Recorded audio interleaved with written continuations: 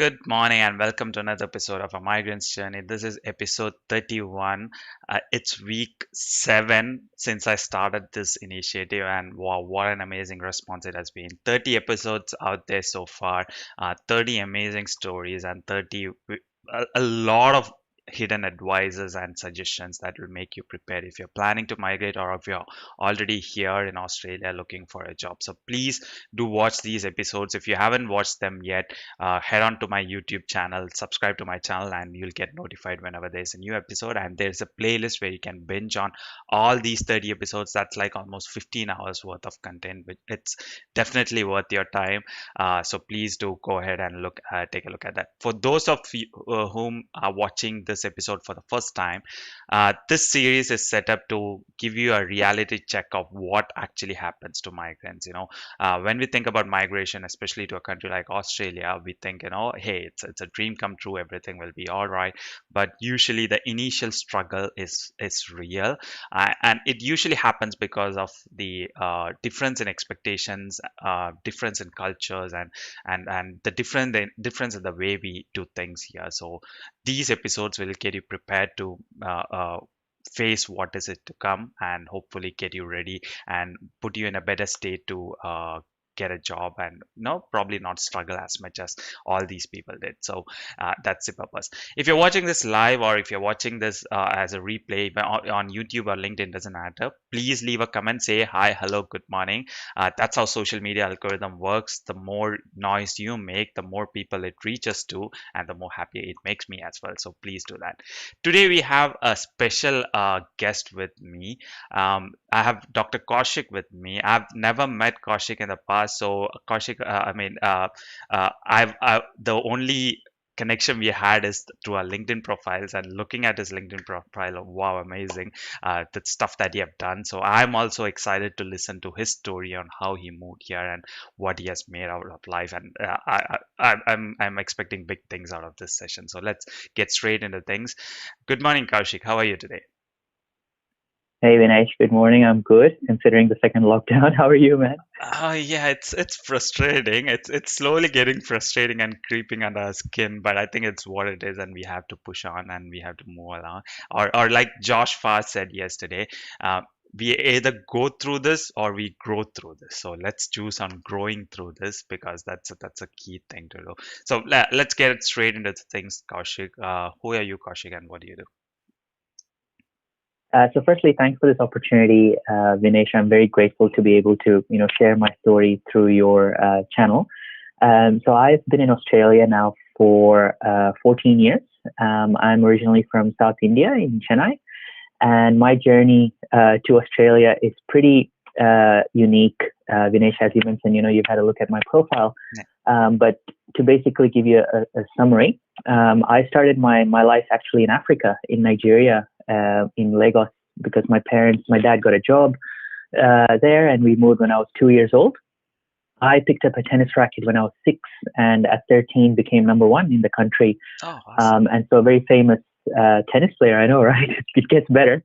A very famous Australian tennis player, actually, John Newcomb, found me and brought me over to Texas, United States. So at a very young age, I left my parents to move to a completely different country, a different environment. And I think that's where, Vinesh, more than learning to play tennis, I learned a lot about myself and how to adapt and deal with different situations at a very young age without having that mentoring support from my parents or any other network. So I was actually in America for about 8 years, played professional tennis around the world, went to college, went to university, played college tennis, studied business, but I was not sure what I wanted to do with my life. And it was very interesting, Vinesh. The night before I was supposed to graduate, I still had no idea what I was going to do. I got a call from out of the blue at 3 a.m. from someone in New South Wales, Australia, named Margaret Court, who's got a stadium named after her in Victoria. And she said, "Hey, Kaushik, I've heard you're a tennis player, you're a tennis coach, certified tennis coach. Do you want to come over to Australia and help build a tennis school for me?" And literally, Vinesh, you have to seize every opportunity you get. And so what I did is the next morning got my degree, applied for a 457 work visa, and came to Australia in 2006. The story goes on more from there, but basically that was my kind of entry into Australia. But then since then, obviously, I've done a couple of degrees. I've worked here for more than 13 years and have thoroughly enjoyed the ups and downs of life in Australia. So hopefully that works for you as a summary. Wow, that's an amazing story and nothing usual to what I usually have over here. Getting a call, even if it's at 3 a.m., getting a call from Margaret Court, that's huge. And coming here. So this happened 13 years ago, 14 years ago, you mentioned? Yeah, so 2006, yeah, that's right. time flies. So let's hopefully we can pick a lot of lessons from what happened here and things like that. So um, let's get specifically into Australia. How did things go the moment you landed Australia? Even if it happened 14 years ago, nothing much has changed recently. Although the population density and the buildings are probably getting higher, but the culture-wise, I don't think much has changed. So how was your first few months or few weeks here in Australia? Yeah, it's a great question, Vinesh, because countries are like the five fingers. They're all different cultures, different environments. As I said earlier, luckily for me, I had been all over the world at a very young age and had been exposed to many things that some should see and some actually shouldn't see at that age. And so, it taught me a lot about, as I said before, being able to adapt. And that is a very important word. If there's one word to take away from today's talk, it's the ability to adapt. And so when I first came to Albury, so I actually came to Albury, a little country town in New South Wales. It was not like any other place that I'd actually seen. It was so small. It was, I think there was a real sense of community there.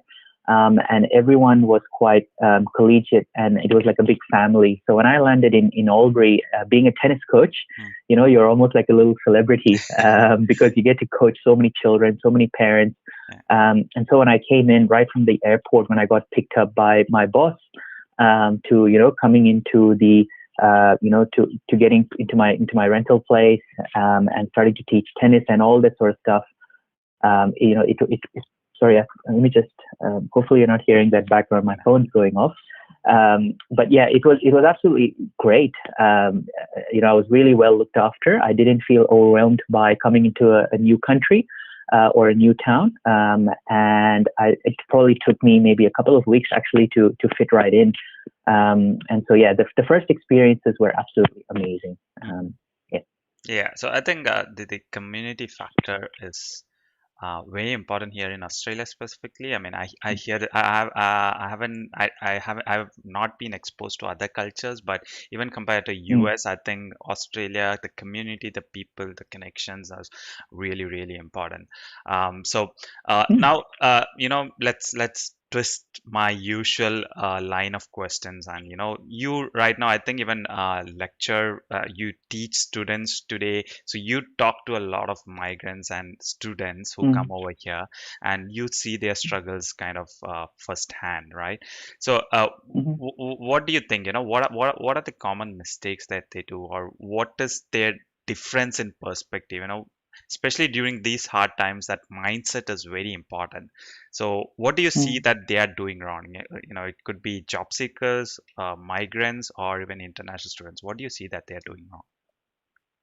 Sure. It's a great question again, Dinesh. And I think due to COVID-19, obviously a lot of the professional environment is still changing and will keep changing over the next few years. So I completely understand if students and migrants are struggling to shift that mindset Hmm. because they may have been coached and mentored and, listened to so many talks about this is potentially a prescriptive approach or Yeah. a manual to getting a job or, to networking, etc. But having a virtual conversation, and basically changing the way things are done. It's not easy, especially when you're in university or new to a country. From my experience, so you're right. I do teach at a number of universities, and I've taught for many, many years. And I've come across students from many different backgrounds, many different mindsets, different views as well on the job market and expectations, some realistic and some not. So I guess to answer your question, one issue or opportunity actually that I see for migrants and students is their resume itself, you'd be surprised at how many students send me their resumes just for some feedback. And it's quite complicated and complex because it's coming from a different kind of cultural mindset or a different sort of an environment. And Australian environment is a little bit different. So the resume actually needs to be tailored a bit more for that. And also the other thing is giving up versus being persistent. I see a lot of students, being a little bit impatient and potentially giving up after maybe applying for 1,000 jobs. And while 1,000 jobs seems like a lot, at one point in my lifetime, I've applied for 10,000 jobs and got nothing. But you got to be persistent. Resilience is one thing. That's an R word that gets thrown around a lot. But I think we also need to throw the P word into the mix, which is being persistent and just not giving up. That's the other thing. And the last one I would say is also meeting local people. Sometimes you might get caught in your own little bubble or your own little shell coming into a new country.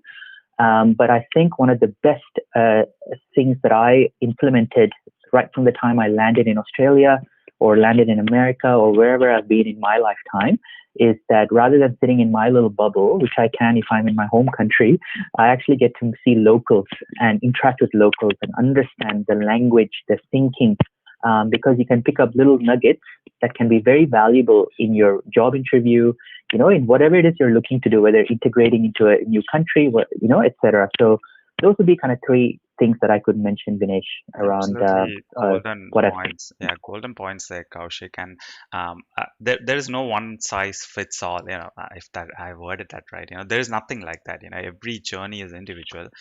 If you No, follow a prescription, it's may or may not work, and you have to kind of walk the walk, right? You have to. It's like acting in a movie. You have to be in character, otherwise it just doesn't work that way. It just becomes someone else's character, and it just doesn't work that way. So that's very important. That yes, there are tons of advice out there, but if you just blindly follow that advice, it may or may not work. Own it up, understand why that advice comes and why someone advised like that, and then try to implement it. It'll work way better. can I just Excellent. add one Yep, thing? go for it. I was just going to add one thing, Vinesh. I think you made an amazing point, and I want to ensure I don't miss out on sharing this with your audience. Many of my students, when they ask for job advice or any sort of a career related advice, I always summarize what I kind of feedback in one word, which is listen. Hmm. And you've just kind of gone to that point, but I would say if listening is one of the most important attributes, skills, and it has no cultural differences. It has nothing complicated about it. If you can be a good listener and really be a sponge and absorb a lot of information and intelligence, etc., you would be amazed at how you make the other person feel and how much more they open up to you in order to have that conversation that you had in mind initially. So I just wanted to add that as well, Vinesh. Listening is very important. Excellent point, Kaushik. But I think the point that you mentioned earlier, don't be in your bubble, is also important here, because if you are in that bubble and listen, then you're just going to listen stuff that you knew, right? So definitely go out True. and talk to different bunch of people, and that's where it gets more valuable.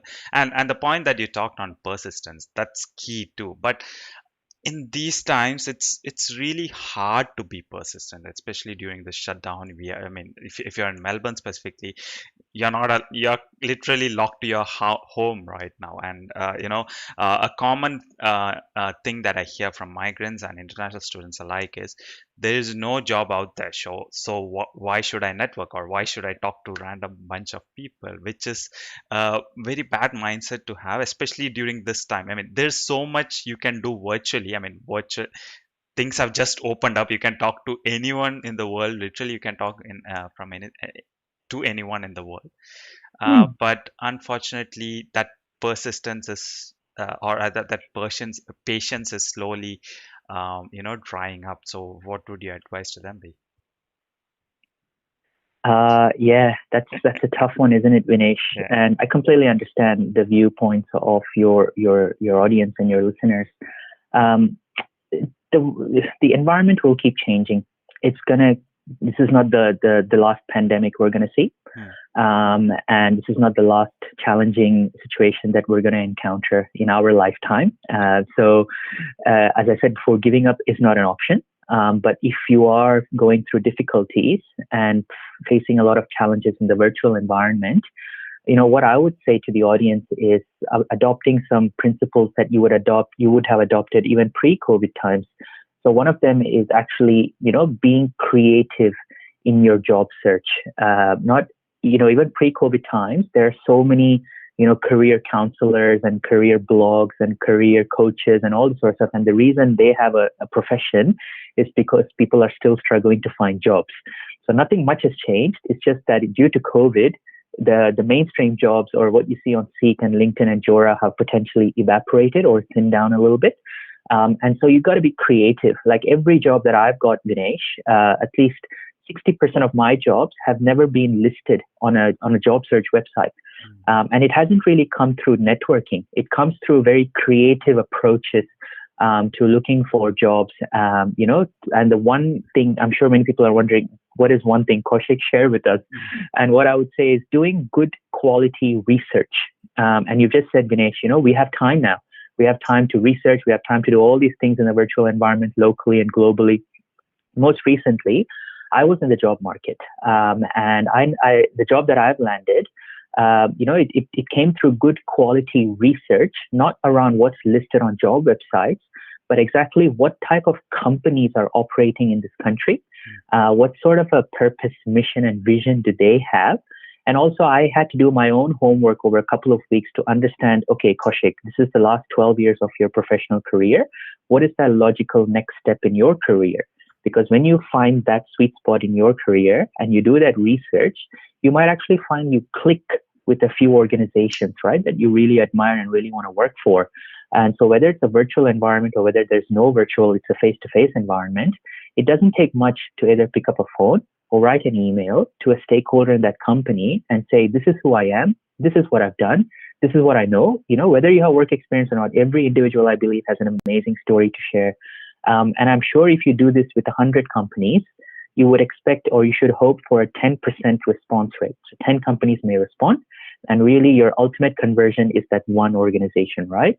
So that is one example. I would say, even if there's no jobs, or if you're finding it difficult to land in something that you really want to land on, be creative and do good quality research. And that's time not lost. You can spend time because you're ultimately spending your valuable time to find that next step in your professional and personal life.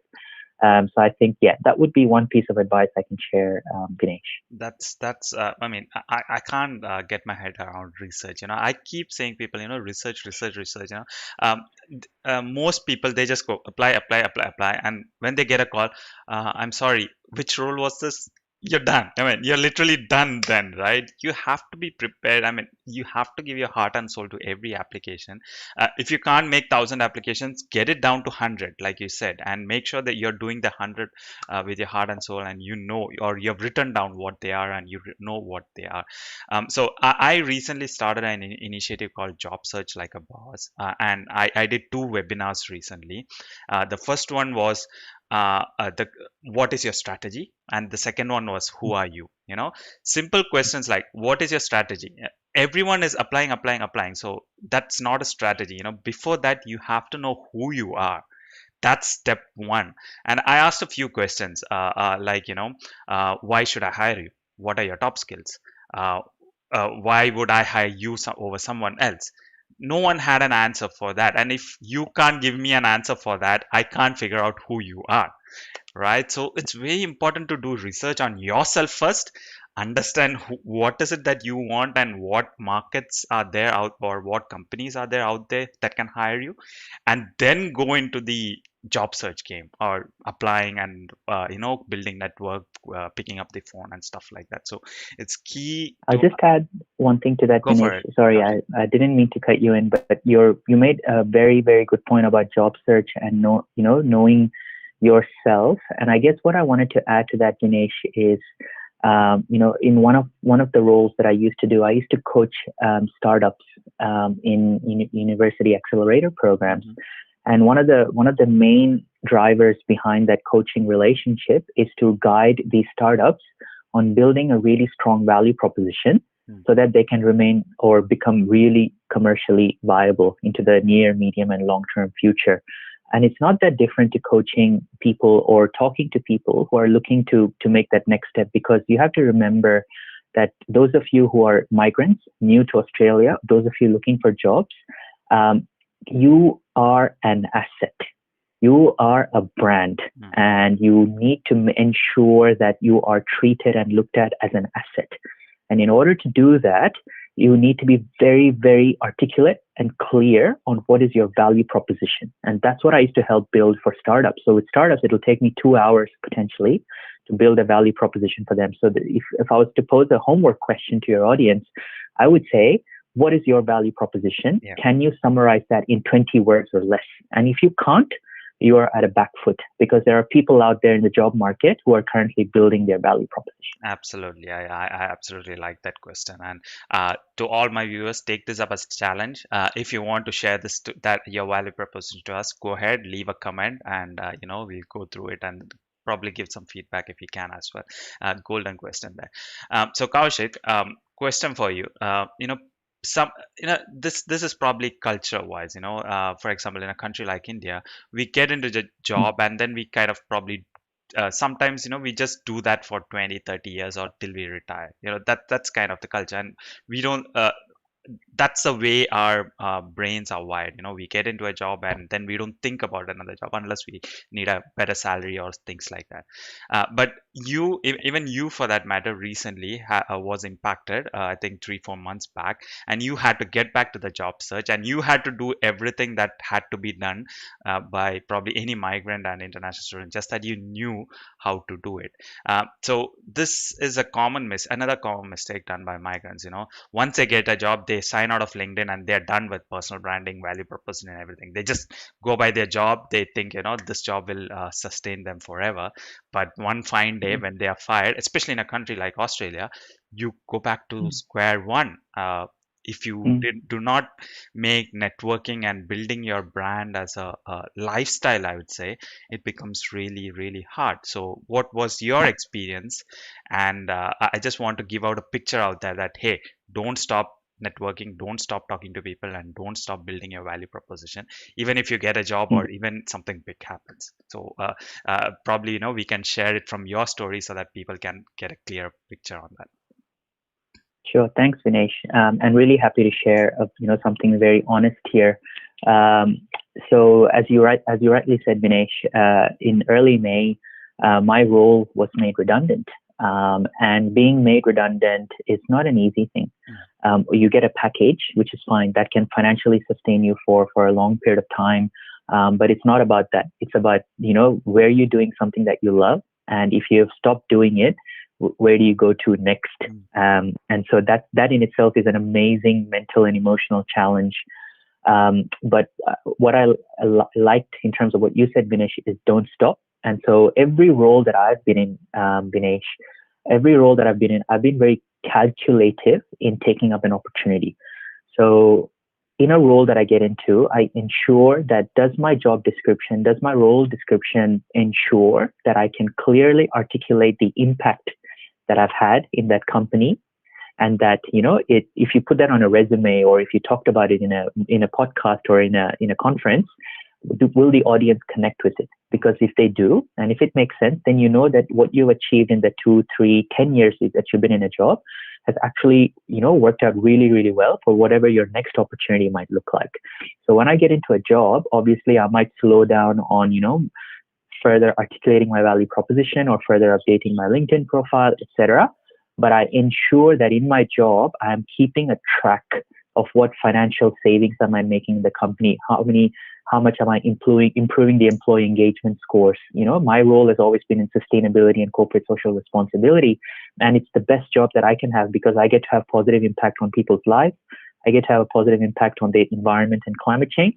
And I also get to have a positive impact on the financial bottom lines of companies. So, shareholder maximization, stakeholder maximization. So if you put that on a resume, it reads really, really well. So when I was made redundant, I looked at my resume and I put down all the achievements, and it looked great. Even if I didn't get another job, I knew from my belief system that in that two years and or 26 months that I was there, the impact was significant that I could not be on the job market too long. Yeah. And it took me 3 months.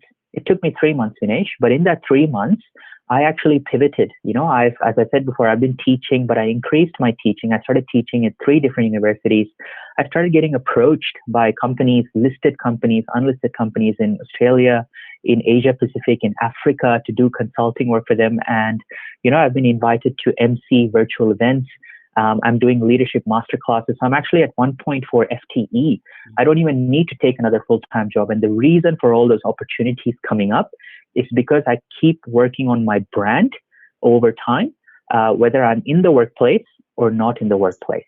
So just because anyone has a gap in their resume, do not panic as long as you have a very clear brand. You've been marketing yourself over a period of time. And I think when you're younger, that's when you have more flexibility and freedom to really sell yourself and market yourself.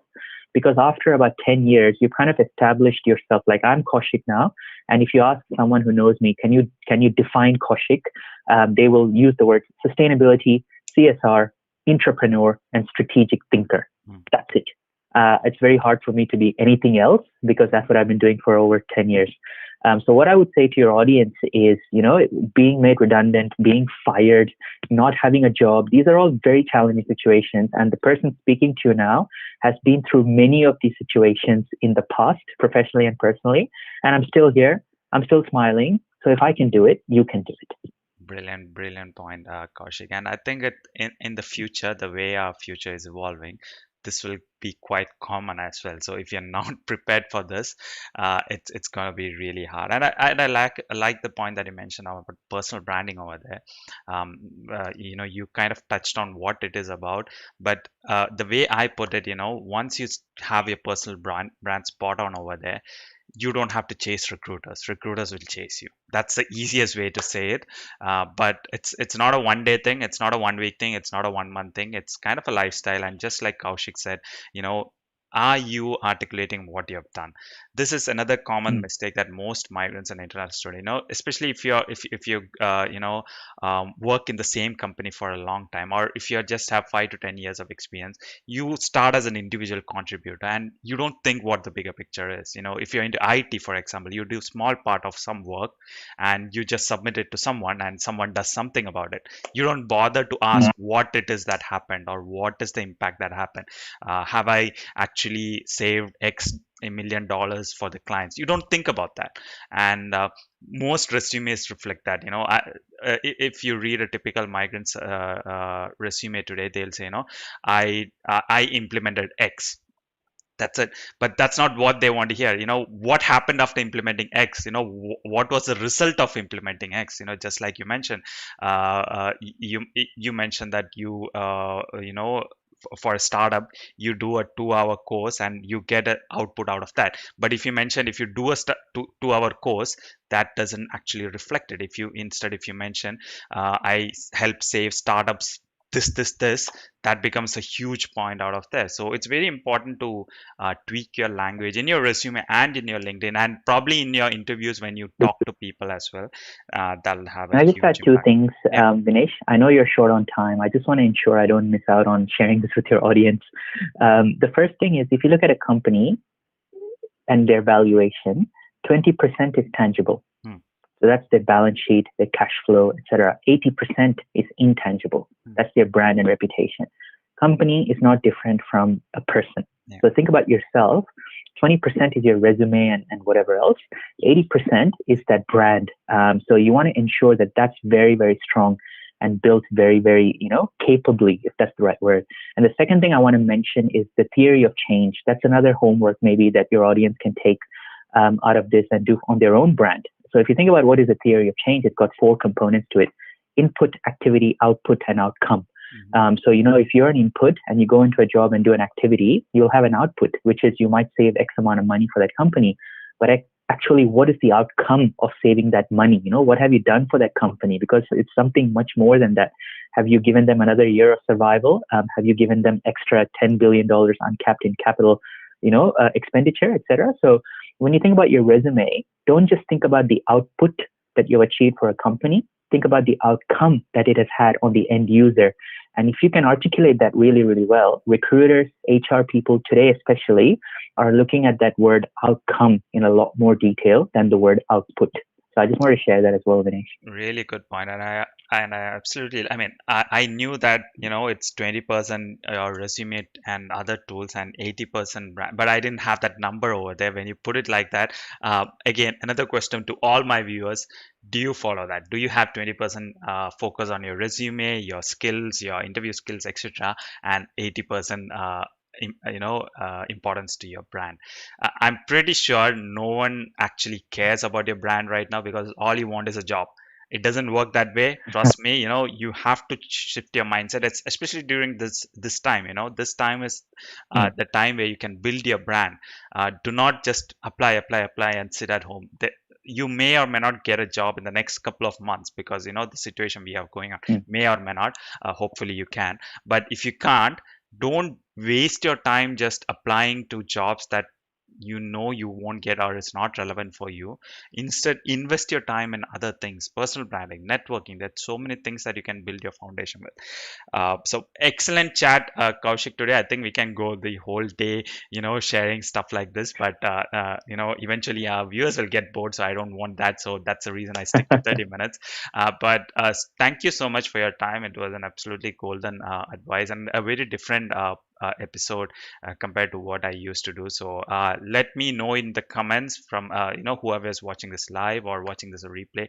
What did you think about it? Do you have any questions for me or Kaushik? So if people want to reach out to you, what's the best way to reach out to you, Kaushik?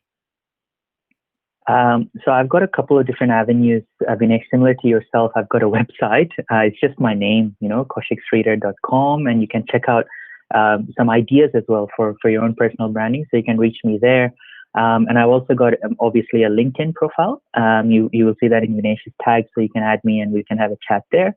And yeah, I reckon those two, the website got my email address, and also the LinkedIn, we can have another chat. So those would be the two best places to communicate. Yeah. So the challenge here is listen. Kaushik already mentioned that it's about personal branding, networking, and things like that. So after this session, if you just go to Kaushik's profile, connect to him, and ask for a job, you haven't listened, right? I see this happening a lot, Kaushik. That's why I'm giving a warning. Don't do that. If you're connecting to Kaushik, your target is to build a relationship with him, not to get a job, to learn. Not to get a job. He can't do, he may be able to help you, but that's not your intention. Your intention is to learn. Your intention is to understand what is it that you have to do, not for a job referral. Please understand that. So thank you so much for your time, Kaushik. Thank you so much for watching us live or watching the replay. As I say, leave comments, subscribe to my channel, make some noise. This is an absolutely golden episode. So let's help more people to listen to this. And I'll thank you so much for being a part of this today. And thank you once again, Kaushik. Thanks, Vinesh. It's been a pleasure being a part of Migrant's journey. And yeah, everyone, make sure you stay safe and have a really productive week. Thank you, guys. Absolutely. I'll see you Bye. soon again. Thank you and bye bye.